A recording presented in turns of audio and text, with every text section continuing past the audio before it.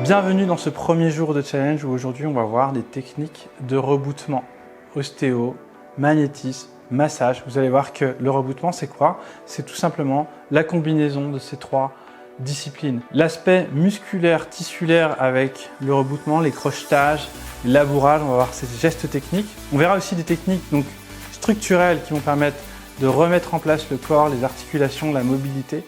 Et il y aura aussi la partie énergétique, c'est-à-dire le magnétisme, comment aussi faire lâcher les tensions à travers le pouvoir du chi, le pouvoir de l'énergie. Donc je suis très honoré de faire cette vidéo avec vous, cette première journée. On va voir énormément de techniques. Je vous dis à tout de suite pour la pratique. Dans un premier temps, ce qui est important, c'est développer son toucher d'attirance. Qu'est-ce que le toucher d'attirance? C'est sentir là où il y a des tensions. Vous allez pouvoir expérimenter, voilà par exemple, des zones de tension. Par exemple, là je sens qu'il y a une tension. Vous allez sentir. On est connecté sur une certaine fréquence. C'est-à-dire qu'on va être à l'écoute avec nos mains pour sentir des choses qu'on ne sentirait pas si on ne focalisait pas dessus. Le toucher d'attirance, c'est se laisser guider par son ressenti, mais c'est quelque chose de très physique. Qu'est-ce que je ressens? Je ressens des tensions, des contractures musculaires, des relâchements. Je ressens des blocages. Ici, il y a un blocage, ici. Je ressens si une articulation est mobile ou pas. Je peux aussi appuyer, sentir. Ce toucher d'attirance va par exemple nous aider à sentir, à comparer la mobilité d'une articulation. Déjà, rien qu'en appuyant, on peut sentir. C'est vrai que il faut avoir différentes directions. Il faut tester par exemple en changeant de position. Par exemple, l'épaule gauche est plus coincée que l'épaule droite. Donc je vais pouvoir détecter ensuite si c'est une contracture musculaire. Là, il y a carrément le pectoral qui est un peu tendu, le deltoïde antérieur qui est tendu également. Et je vais pouvoir ensuite pouvoir traiter derrière en fonction de ce ressenti. Donc maintenant, je vais vous montrer quelques techniques, par exemple pour débloquer cette épaule. Tu vas te mettre assis, s'il te plaît. Donc je vous recommande déjà d'utiliser un peu d'huile de coco. Vous allez travailler avec ça. On va voir quelques techniques de rebootement. Donc tout simplement, vous allez détendre tous les tissus avec un massage simple mais efficace, chargé d'attention et d'intention. J'ai mélangé avec du baume du tigre. Et donc là, on va commencer à faire comme un essorage du corps. Tu peux relâcher ta main. Et par exemple, pour les tendinites, on va aller travailler en profondeur, à contresens, comme ça. On va remonter et on va crocheter derrière. Ça va permettre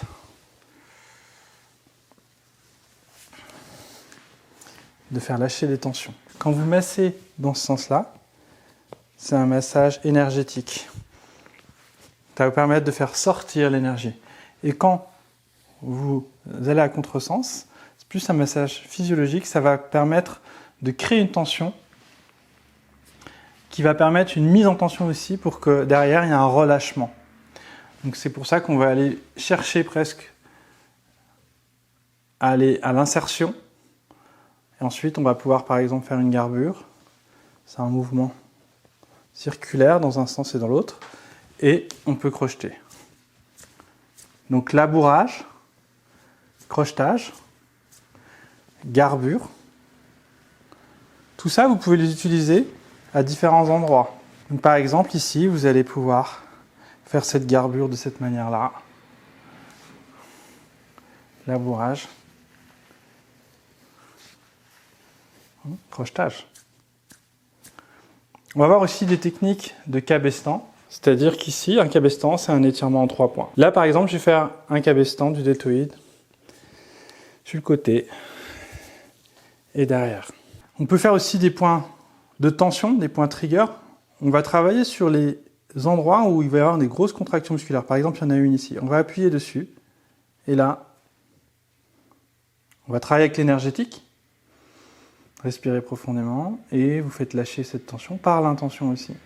Donc c'est un trigger revisité en énergétique. Et là, vous allez voir, c'est un des meilleurs moyens de faire lâcher une contracture. Une tension musculaire, vous savez, le nœud qu'on n'arrive pas à faire lâcher. L'énergétique va être beaucoup plus efficace que le massage traditionnel. C'est-à-dire que juste un point de tension, là ça pulse, et ça va permettre de faire lâcher la tension. Ce qui est important pour l'énergétique, c'est de bien se relier, d'être stable, d'avoir une posture bien ancrée, d'être bien connecté au ciel et à la terre. Vous pouvez aussi vous servir de toute la paume de la main.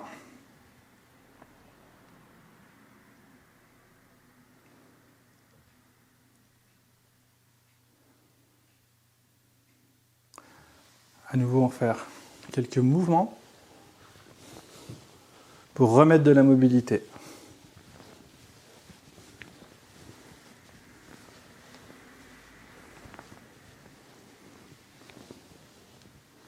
Ensuite, on va reprendre notre toucher d'attirance, on va commencer à sentir s'il y a d'autres tensions. Parce que vous allez voir qu'avec le temps, des tensions se révèlent. Au début, on ne sent pas forcément les contractures, puis tout d'un coup, on va vraiment les ressentir. Donc ça, c'est là où le magnétisme, l'imposition, les techniques d'imposition sont vraiment efficaces. Donc moi, tout simplement, je vais mettre ma main de cette manière-là, l'autre main en opposé, comme ça. Et je concentre l'intention à l'intérieur de mes mains.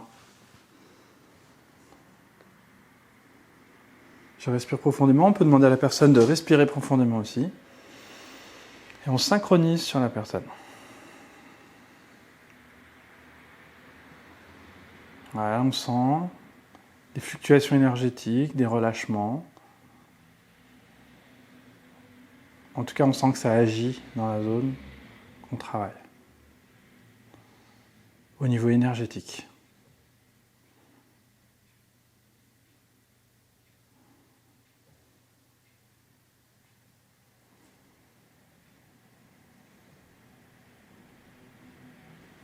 Là, on peut utiliser aussi technique de magnétisme, crochet, pour terminer. Ça paraît absurde, mais on peut sentir une différence ensuite. Là, il reste encore une petite tension. En tout cas, il y a une amélioration. Maintenant, on va vérifier au niveau de la ceinture scapulaire, voir s'il y a une première côte de coincée. Donc ici, effectivement, il y a peut-être une tension au niveau de la première côte, plus à droite qu'à gauche. Mais déjà, on sent qu'on a travaillé sur le côté gauche, il est en train de relâcher par rapport au côté droit. C'est-à-dire que le travail qu'on a fait déjà en tissulaire, c'est déjà énorme. On va maintenant la manipuler ici. On va remettre les dorsales. Donc là, on va regarder à travers le toucher d'attirance, on va pouvoir constater que les tensions sont plus du côté gauche encore une fois. Ici, on peut sentir une côte qui est juste ici, puisqu'on a traité les dorsales. On va sentir aussi une tension au niveau de la charnière, vraiment ici, et ensuite au niveau de l'épaule, ce qui fait une sorte de triangle de tension qu'on va pouvoir traiter. Donc on va commencer par traiter l'épaule de manière articulaire, puisque maintenant on a détendu le corps, on a détendu son épaule, les deltoïdes et tous les muscles qui sont autour de l'épaule. Ensuite, on va travailler cette côte, et ensuite on va travailler la charnière cervico-dorsale, c'est ce qu'on va voir maintenant. Pour traiter cette épaule, c'est important d'utiliser son centre. On va pouvoir sentir, mettre en tension. Un des principes fondamentaux, c'est la mise en tension. Vous voyez, c'est un petit peu comme l'orage. S'il n'y a pas assez de pression, l'orage ne va pas pouvoir éclater, il n'y aura pas de libération. Par contre, si on arrive bien à mettre en tension la zone qu'on veut traiter, on va pouvoir libérer une énergie, une tension. C'est ce qu'on va voir à travers l'épaule. Et donc, ce qui est important, ça va être de mettre en tension. C'est-à-dire que si j'appuie sur du mou, ça ne va pas marcher. C'est vraiment le fait de tirer, de mettre en tension. Vous voyez, je tire en même temps. Un peu comme en tai chi, je tire et je vais envoyer la force.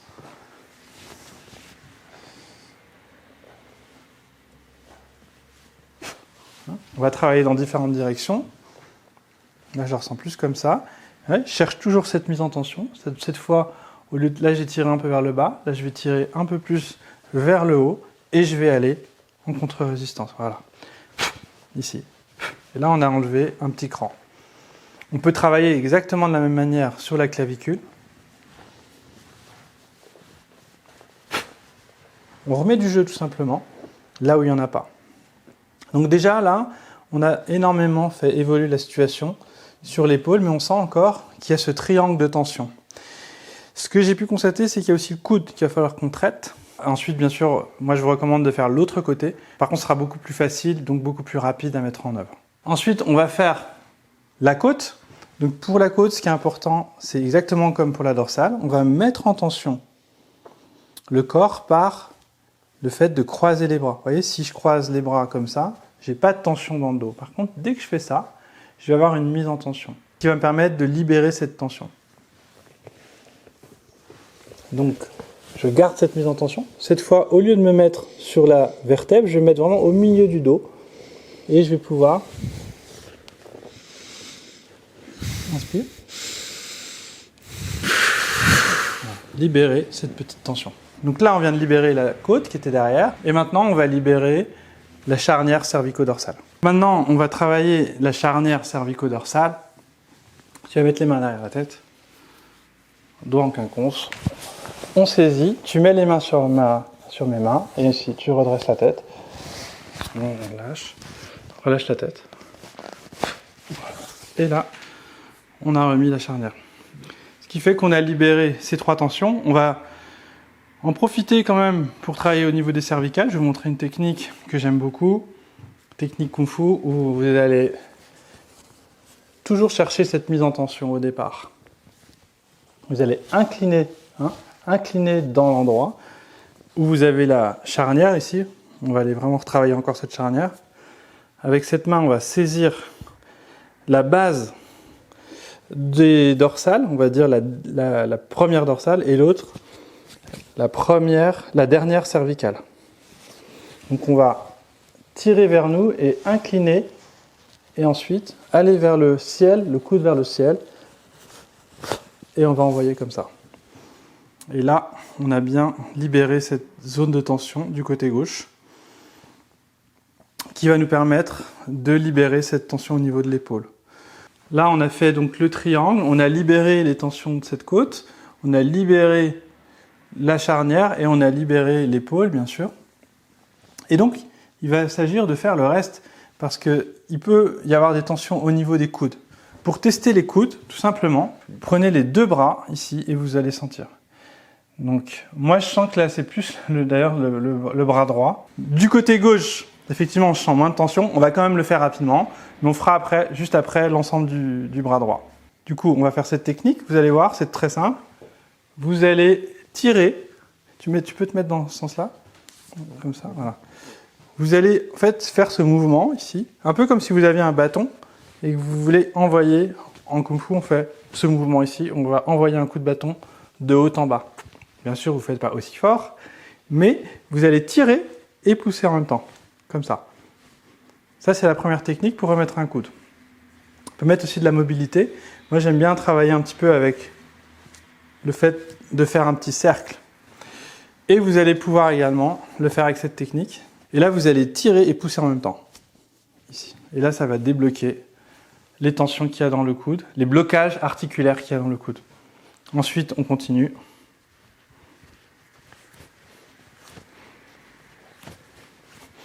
On refait à nouveau le poignet. Donc, on remet de la mobilité tout simplement. On teste aussi les poignets. On sent qu'en plus le poignet gauche là pour le coup un peu plus tendu et on envoie une onde. Si je suis droit tendu comme ça, je ne vais pas pouvoir envoyer vraiment une bonne onde. C'est vraiment le fait d'être ancré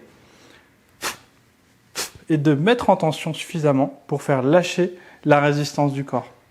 Donc toujours pareil, on va tirer et en même temps envoyer une force. Voilà, là c'est bon. Cette technique est beaucoup plus simple pour remettre le coude. C'est comme une tête de bras. Ce qu'on va faire, c'est qu'on va tirer et en même temps envoyer une force. Ça fait vraiment penser au mouvement de Tai Chi où on va travailler l'U par exemple. Chi-an. Demain, on verra les techniques de Tai Chi pour vraiment câbler son corps, pour travailler ses manipulations. Et après-demain, on verra également de Yin Qigong, qui est une pratique exceptionnelle qui va permettre de développer cette capacité à ressentir les tensions, à développer votre intuition, votre coordination de l'esprit, du corps et du cœur. On va pouvoir ensuite continuer, on va libérer toutes ces tensions. Un petit traitement du poignet, toujours la mise en tension.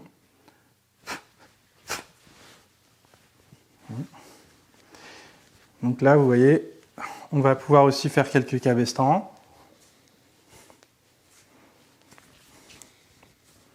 Dans un sens et dans l'autre. On peut faire le biceps. Le cabestan, le principe, c'est tout simple, c'est d'étirer et d'aller rajouter un stretching. Vous voyez, quand je fais ça, ça étire le biceps et je vais rajouter un troisième point. Et ça va libérer mes tensions. Je peux faire pareil sur l'avant-bras. On peut travailler aussi les membranes interosseuses. Ok, donc maintenant on va faire un petit travail énergétique.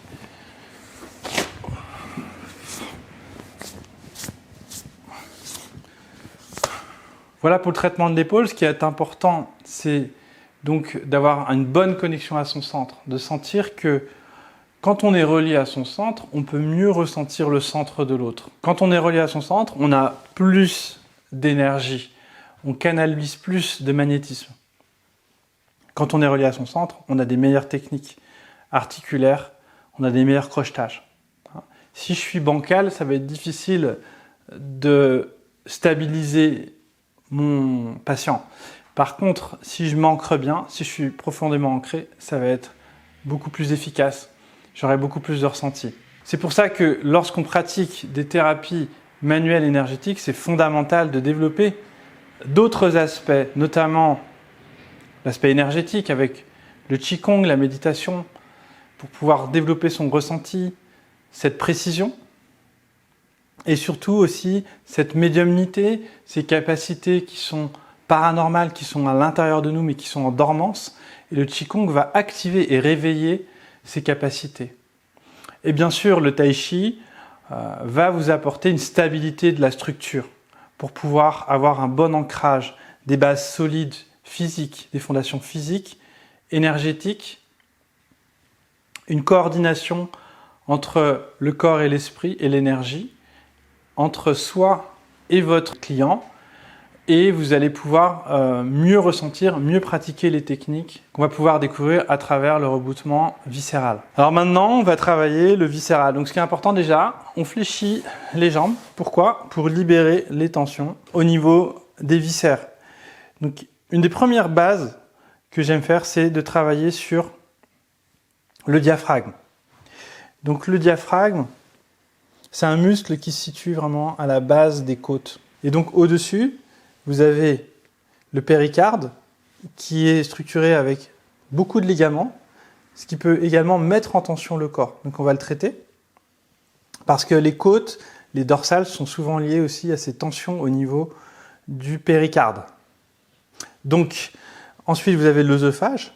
Il faut savoir une chose, c'est que l'œsophage, il monte du cou, il part du cou et il descend jusqu'au plexus solaire. Et il peut être mis en tension et il peut être responsable de problèmes au niveau des cervicales par exemple, mais aussi au niveau des dorsales. Pourquoi? Parce que l'œsophage est connecté avec la colonne vertébrale. Donc s'il y a une tension au niveau interne, c'est-à-dire au niveau de l'œsophage, ça va être communiqué au niveau articulaire, au niveau de la colonne vertébrale. Donc c'est pour ça que dans un premier temps, on va libérer le diaphragme qui est une base du viscéral. Vous allez voir que quand on fait déjà la libération de ce muscle, vous allez sentir que tout relâche autour. C'est une centrale. Inspire profondément. Expire. Inspire. Et là, on maintient. Expire, relâche. Voilà, donc là, on travaille sur l'estomac. Encore, inspire. Expire, relâche. Et là, je travaille sur le foie, la vésicule en même temps.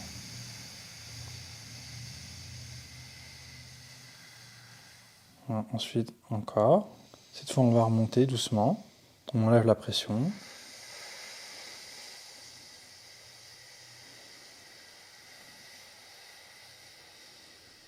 Et à nouveau, inspire. Gonfle le ventre. Voilà, on expire. Ok. Donc là, on a détendu ce diaphragme. Donc je vous rappelle ici, il y a l'estomac du côté gauche ici. Donc on va saisir. Vous savez, on a le pouce, il s'enclenche bien ici. Et on va imaginer le saisir. Parce que c'est difficile de sentir vraiment qu'on saisisse l'estomac, mais il est bien là. Il est bel et bien là et on sent quand même. Donc c'est subtil. On va prendre ici, inspire et expire.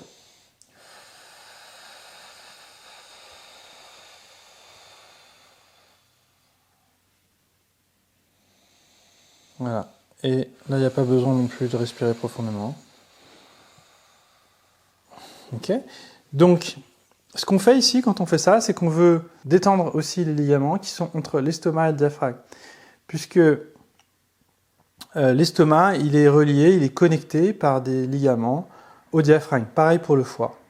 Il faut savoir un truc, c'est qu'il y a des ligaments également entre le foie et l'estomac. En fait, tout est relié par des ligaments. Et souvent, ces ligaments mettent en tension le corps. Donc nous, ce qu'on fait en général en viscéral, c'est qu'on libère ces tensions.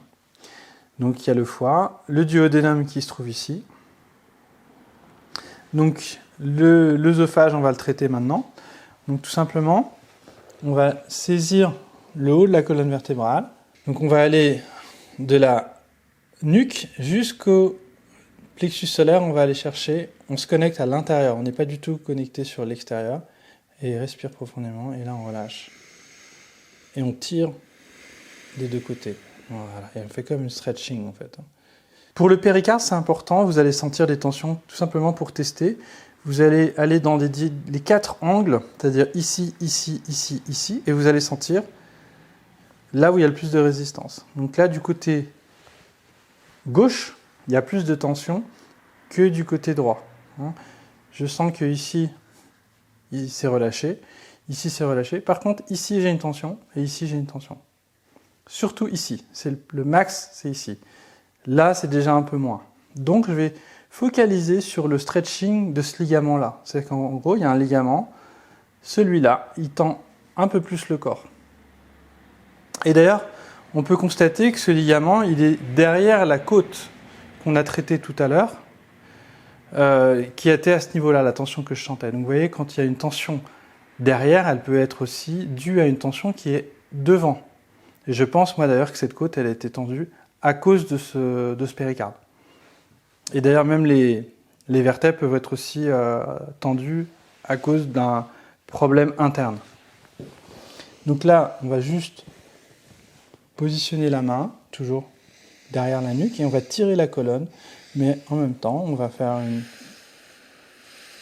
une contre-résistance légère pour pouvoir inviter le ligament à se relâcher. Inspire, je maintiens et j'expire. Donc bien sûr, il ne faut pas mettre d'huile dans cette technique, parce que sinon, on ne peut pas travailler. Encore.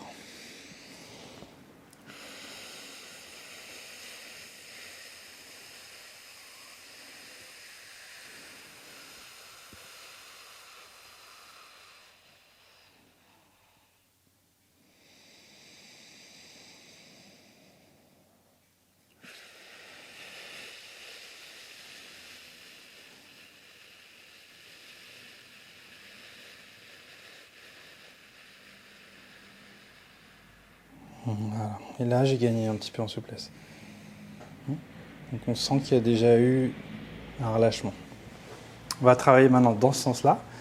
Il y a aussi une tension. Et là, cette fois, c'est juste, je vais maintenir. Ça va ? Ouais, inspire.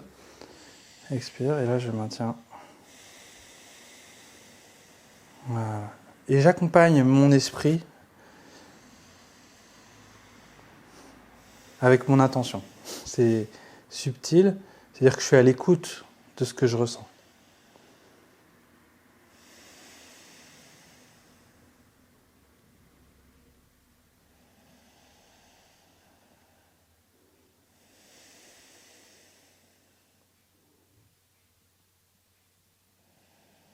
Voilà, donc je mets une légère pression, bien sûr, je ne force pas. Mais on sent que la force relâche à force de maintenir cette contre-résistance. Donc maintenant, on va continuer avec le duodénum. Et donc là, le duodénum, en fait, c'est l'embout des intestins. C'est-à-dire que le duodénum, il a cette capacité à recevoir l'estomac. Au niveau de l'audit, il reçoit également la vésicule biliaire. C'est-à-dire que c'est là le canal biliaire, il se connecte sur le duodénum. Et il y a également le pancréas qui va rejeter aussi ses déchets au niveau de l'audit, donc dans le duodénum. Et ensuite, le duodénum va relayer, c'est comme une sorte de fosse septique, on va dire, qui va faire descendre justement tous ces déchets dans les intestins pour l'amener jusqu'au rectum, jusqu'à la porte d'évacuation. Et aussi, bien sûr, dans les intestins et dans le duodénum, il y a déjà des systèmes d'assimilation avec une barrière intestinale. C'est pour ça que c'est hyper important de gérer le viscéral, parce que si le moteur ne fonctionne pas, forcément, il va y avoir des blocages physiques, mécaniques, énergétiques. Donc c'est hyper important de travailler le système viscéral.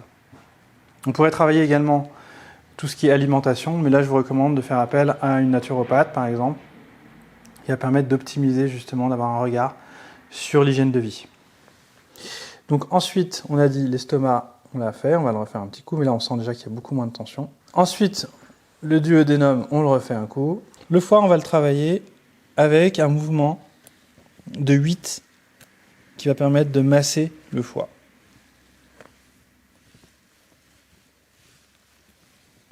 Et des fois, vous allez sentir des grandes résistances.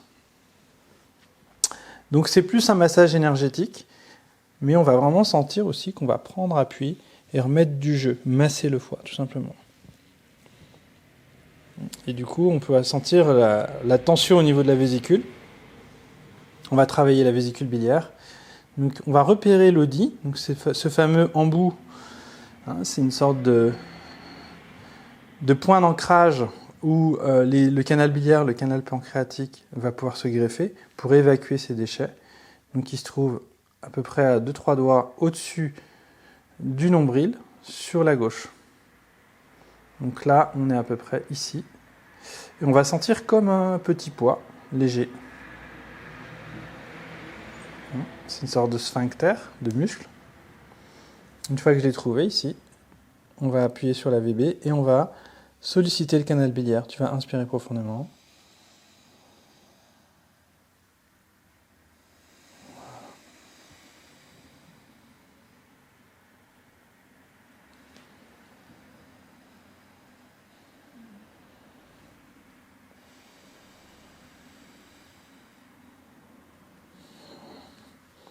Voilà. On peut également faire lâcher le canal biliaire, je trouve, avec le travail du magnétisme.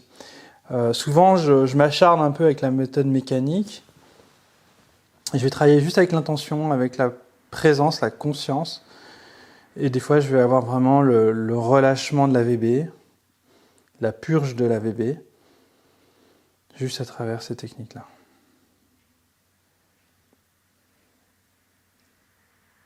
Ok. Ensuite, donc, on pourrait voir encore le système intestinal, on pourrait voir le côlon, on pourrait voir la vessie, on pourrait voir les tensions au niveau du bassin, toutes les adhérences en fait qui vont devoir être libérées et qui vont quelquefois bloquer le dos, bloquer l'esprit, bloquer le corps en général. Donc c'est fondamental de travailler ce système viscéral. Petite interlude, je sais que là vous en avez pris plein la tête, plein les yeux, plein les mains. J'avais envie de faire cette petite interlude pour vous rappeler que si vous avez envie de développer ces techniques, bien sûr, c'est pas si compliqué que ça, contrairement à ce qu'on pourrait penser, puisqu'aujourd'hui on forme des gens, en 7 jours on va apprendre l'ensemble des techniques, et on va le faire 2 fois, et à la fin on a vraiment des compétences qui sont extraordinaires de technique et de compréhension du corps, de l'esprit. C'est pourquoi, si ça vous intéresse, je vous invite à prendre contact avec nous.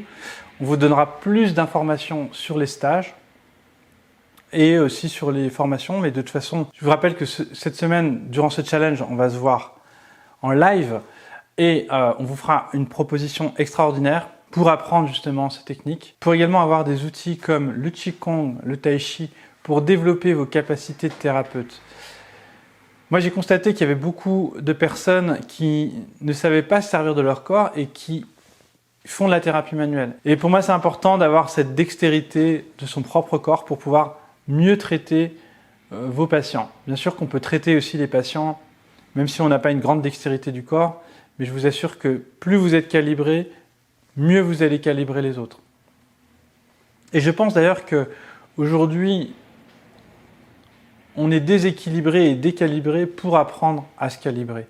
Donc il n'y a pas de problème, c'est juste, il faut améliorer, optimiser ses connaissances, ses compétences, et c'est comme ça qu'on évolue, qu'on progresse. Personnellement, j'ai en permanence des mises à jour à faire de mon corps, de mon esprit, de mon énergie, et souvent, je suis déséquilibré, mais toujours dans le but de m'accorder et m'améliorer. Cette petite interlude est terminée. Si vous avez des questions d'ailleurs, je vous invite à nous les poser en répondant aux mails que vous avez reçus. Et donc, on répondra à toutes ces questions lors du live. Maintenant, je vous propose de prendre notre pied, ou plutôt son pied, celui de Charlélie, pour continuer avec les techniques de pied. Et vous allez voir comme c'est simple et efficace. Lorsqu'on a un problème de pied, ça peut être dû à une entorse, donc ça peut être dû à un péroné mal placé, ça peut être dû à l'astragale, ça peut être dû aux petits osselets qui peuvent bouger et qui peuvent créer des tensions dans le corps, comme des contractures musculaires au niveau du pied ou un point au niveau du pied. Donc ce que j'avais envie de vous montrer, c'était plutôt l'ensemble un petit peu des techniques du pied. Vous allez voir ici, dans un premier temps, on va faire ce toucher d'attirance. Donc vous allez tout simplement appuyer, sentir. Donc là on sent que le côté gauche, il est moins flexible. Ensuite, moi ce que je ressens, c'est que surtout là, il y a des osselets qui sont en tension, ici. Donc on va les repositionner, c'est-à-dire qu'en gros, les osselets du pied se comportent comme une voûte. On appelle ça la voûte plantaire. C'est-à-dire qu'il suffit qu'il y ait un osselet qui soit trop haut, et ça crée une tension en bas et au-dessus du pied. Et elle peut également avoir, vous savez, dans une cave, s'il y a une pierre qui descend, ça va mettre en tension la voûte. Donc il va falloir pousser cette pierre dans l'autre sens. Donc là, on va plutôt voir les techniques de cheville. Dans un premier temps, on va décoapter le pied du tibia, et donc on va permettre de libérer l'astragale. Donc ce qui est important, c'est de bien saisir la base du pied, donc même plutôt dans ce sens-là.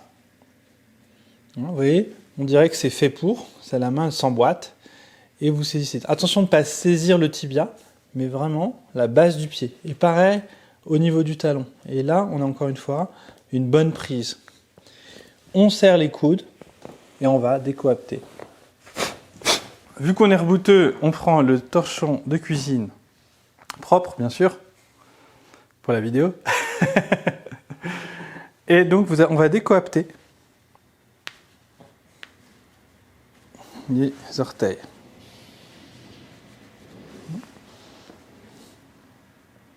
Ensuite, donc là, on a déjà libéré la zone de tension au niveau de la cheville.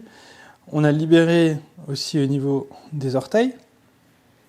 Donc je peux vous assurer que des fois ici, on a vraiment une tension. Il va falloir vraiment saisir l'orteil et l'emmener. Là, il est bien libéré. Hop, il y avait encore une petite tension quand même. Donc, on retrouve une bonne mobilité. Et là, moi, c'était sur le côté ici. Je vais vous montrer déjà une première technique. On va travailler ces osselets qui sont juste ici. On va les mettre, on va les tirer vers le bas. Donc ici, on saisit bien la base. Cette fois, c'est avec mon majeur ici que je vais positionner sur l'osselet que je ressens un petit peu en hauteur. On va rajouter un deuxième osselet. Les pouces, je les positionne derrière le pied. Et là, je vais tout simplement enclencher pour pousser ces osselets vers le bas. Les coudes rapprochés, très important. Maintenant, on va travailler sur cet osselet-là que j'avais envie de faire depuis le début, qui est ici. Donc, vous voyez, si on se met par là, ça va être difficile. On va vraiment se mettre sur le côté. On va mettre la bosse dans le creux de la main ici. on saisit, vous voyez, les coudes sont alignés et je vais faire une translation. Je ne dois pas faire ça. Je dois bien garder, je me dresse. Vous voyez le pied, on pourrait encore travailler les ligaments, on pourrait travailler également des autres osselets, on peut travailler les muscles, on pourrait travailler plein de choses.